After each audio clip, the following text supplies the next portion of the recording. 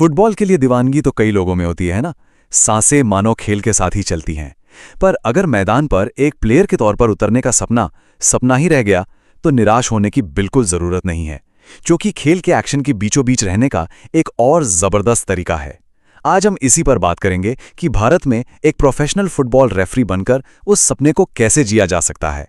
देखिए, professional footballer बनने का सपना तो बहुत लोग देखते हैं, पर सच कहूं तो हर किसी का यह सपना पूरा नहीं हो पाता।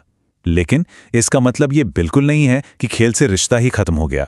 अगर आज भी वो एक्शन, वो जुनून खींचता है, तो एक और बहुत ही रोमांचक रास्ता है जो इंतजार कर रहा है। और वो रास्ता है एक रेफरी बनने का। जी हां, देखिए, रेफरी का काम सिर्फ सीटी बजाना या कार्ड दिखाना नहीं होता। वो तो खेल का एक तरह से गार्डियन होता है, जो मैदान पर फेयर प्ले और स्पोर्ट्समैनशिप को जिंदा रखता है। मतलब ये एक ऐसी भूमिका है जिसमें इज्जत भी है और एक बहुत बड़ी जिम्मेदारी भी। तो चलिए इस रोमांचक सफर पर आगे बढ़ते हैं। सबसे पहले ये समझना जरूरी है कि इस रास्ते पर पहला कदम रखने के लिए कौन सी बुनियादी योग्यताएं चाहिए होती हैं।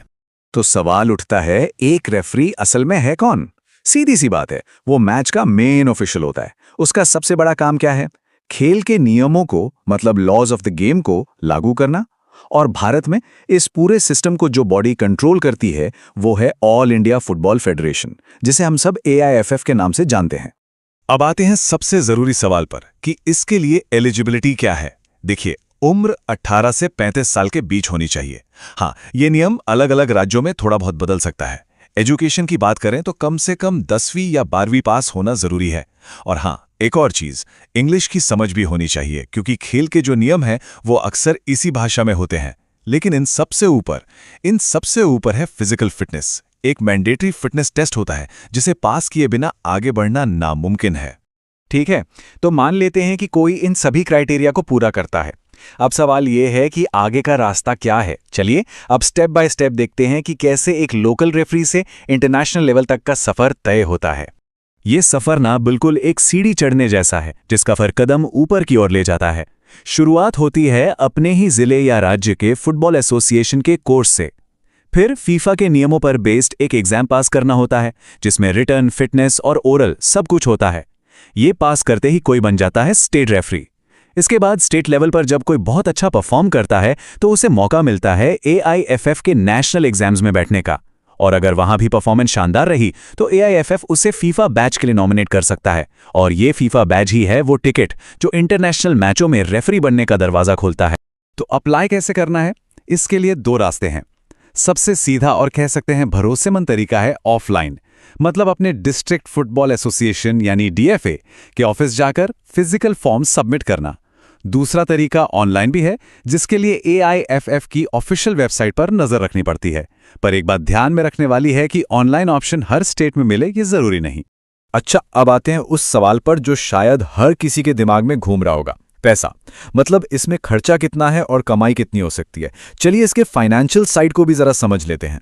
शायद यकीन करना मुश्किल हो, लेकिन इस शानदार करियर की शुरुआत बहुत ही कम खर्च में हो सकती है।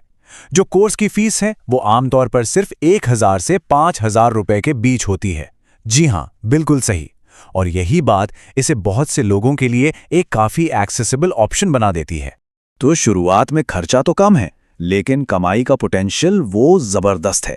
स्टेट लेवल पर एक मैच के लिए 800 से 3000 रुपए तक मिल सकते हैं। नेशनल लेवल पर पहुंचने पर यही फिगर 5000 से 15000 रुपए तक चला जाता है। और अगर कोई ISL या I लीग जैसे टॉप टूर्नामेंट्स तक पहुंच गया तो समझिए कि प्रति मैच 20,000 रुपए से भी ज्यादा की कमाई हो सकती है।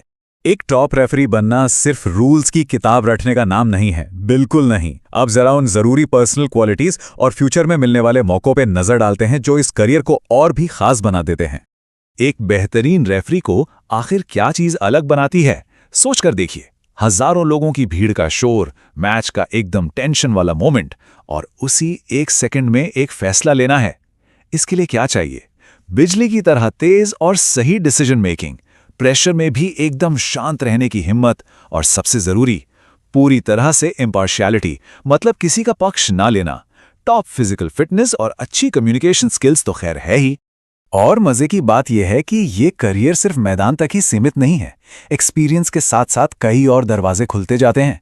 कोई चाहे तो रेफरी इंस्ट्रक्टर बनकर नई पीढ़ी को ट्रेन कर सकता है या एक असेसर बनकर दूसरे रेफरीज की परफॉर्मेंस को इवैल्यूएट कर सकता है। इतना ही नहीं, स्टेट या नेशनल फुटबॉल एसोसिएशन में एडमिनिस्ट्रेटिव रोल्स और यहां तक कि विदेशी लीग में रेफरी बनने के मौके भी इंतजार कर रहे होते हैं। तो जो कोई भी इस रोमांचक सफर पर निकलना चाहता है, उसके लिए पहला कदम क्या है? सबसे पहले अपने नज़दीकी डिस्ट्रिक्ट फुटबॉल एसोसिएशन से कांटेक्ट करना। सही गाइडेंस और सारी जानकारी वहीं से मिलेगी जो इस सपने की ओर ले जाएगी।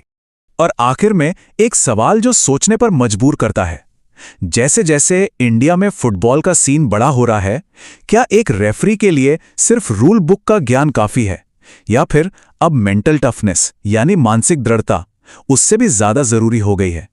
क्योंकि आने वाले वक्त के रेफरी को सिर्फ मैदान पर प्लेयर्स को नहीं बल्कि लाखों उम्मीदों के प्रेशर को भी मैनेज करना होगा। ये एक बड़ा सवाल है जिस पर सोचना बनता है।